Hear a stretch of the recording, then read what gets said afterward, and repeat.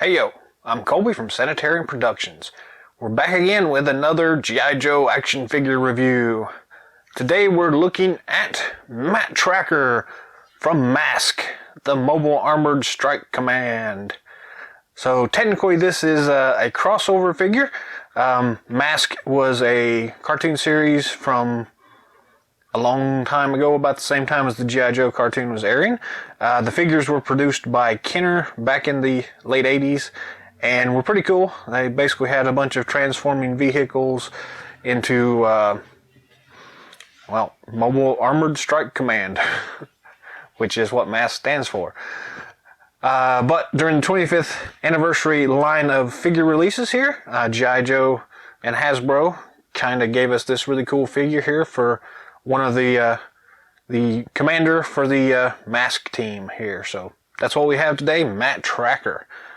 Card art is kind of generic. I guess they didn't really have too much to go on as far as the M.A.S.K series itself goes, but they did a pretty good job here of illustrating the character. Flipping it over to the back, we've got some of the other figures in the release waves and the file card here. So let's go ahead and open this guy up and we'll take a look at him and see what's going on here. I had a bunch of these M.A.S.K figures as a kid and they were pretty cool. They were slightly smaller in scale than the G.I. Joe line.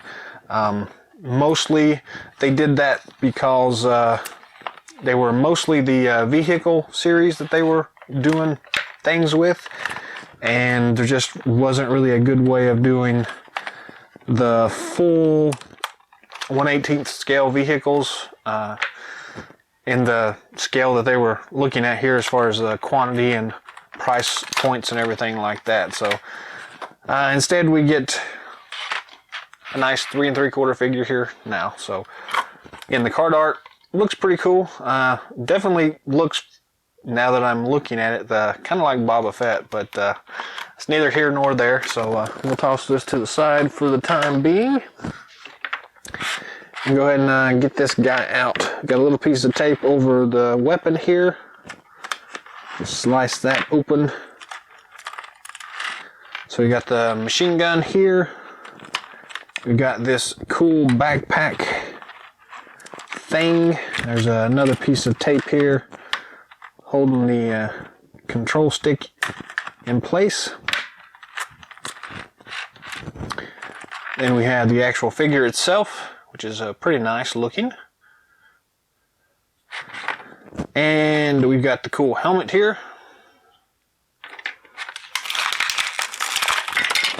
And then finally the figure stand.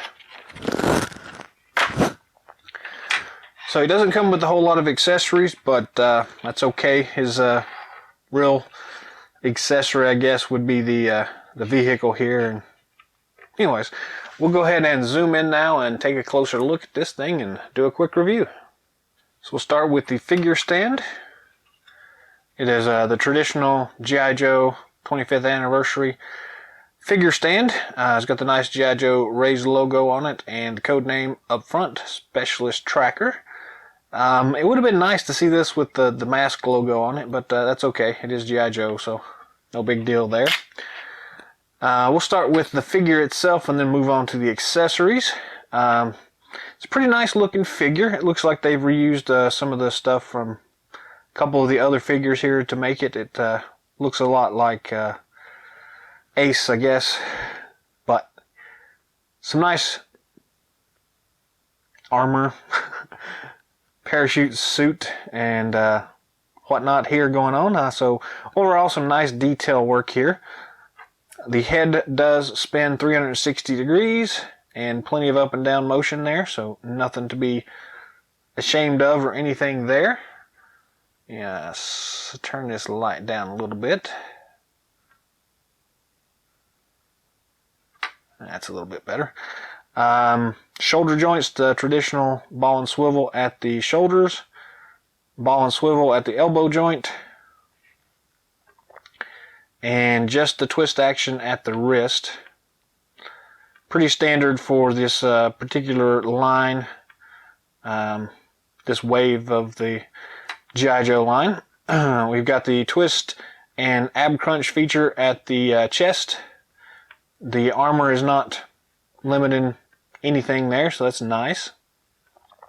Traditional T-hook at the waist and at the hips, so no hindrance in motion at all right there.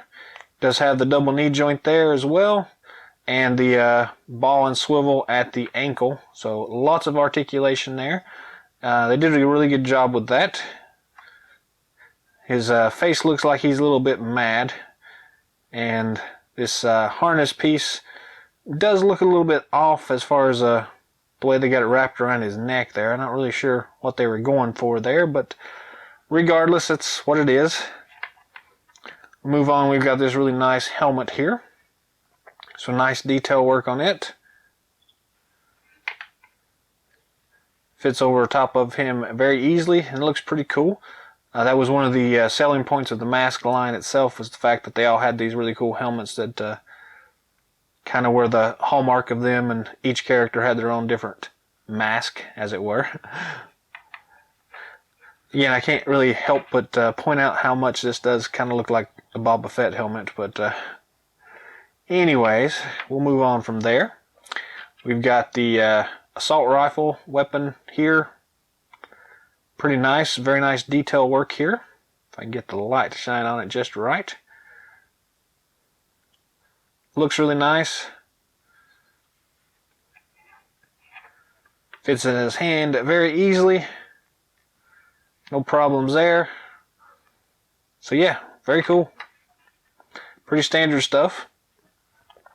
His other accessory is this cool helicopter backpack, which we have to assemble here, so we'll go ahead and do that. You'll notice on the side it does have these cool guns on it.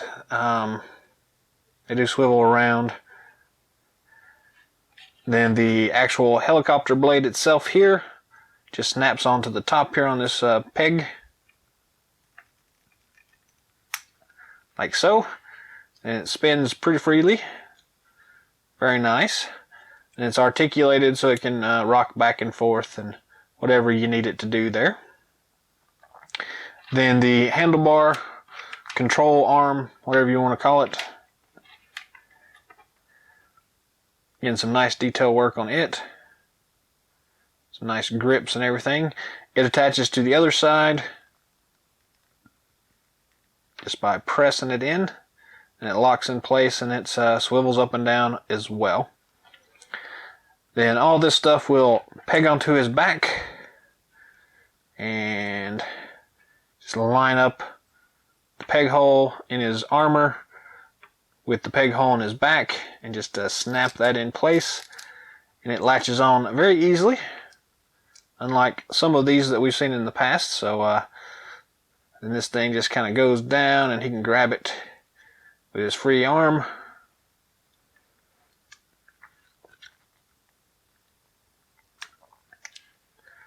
Like so. And then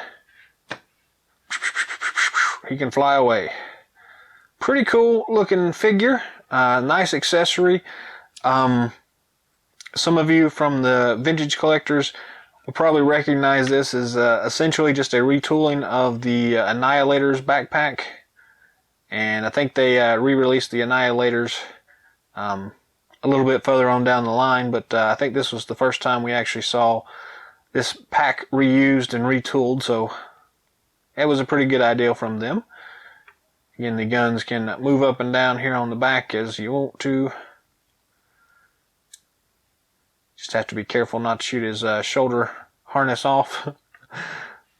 But all in all, yeah, it's a pretty cool figure. They did a really nice job with this one.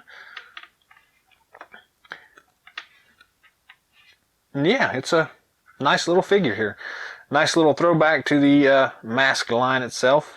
They did a really good job with it. So this guy is not too difficult to come by, so he's not in all that much of a high demand. And I think they did re-release this in the new 2017 SDCC box set that they came out with, along with a whole bunch of other figures from Hasbro's Revolution line or Evolution line, depending on how you want to look at it, where they just boxed up a whole different slew of these characters from way back in the day. But this was the first one that they came out with, and again, it works really well. So we just need his red Camaro, and he'd be set to go. But all in all, it still works really well. So.